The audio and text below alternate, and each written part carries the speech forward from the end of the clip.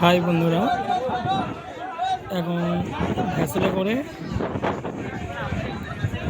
Barman set এসছে। Set আপটা এখন ওয়েদার খারাপের জন্য ভ্যাসেল ভাড়া করে নিয়ে এসছে, যাকে বলে এক কথায় মানুষ মারা যন্ত্র। আমাকে এক দাদাভাই একটার জন্য কমেন্ট করেছিল যে মানুষ মারা যন্ত্র। বর্মন যেখানে বাসতিছে সেই রাস্তায় আমি যাচ্ছি এখন, রোড থেকে 1.5 কিলোমিটার ভেতরে।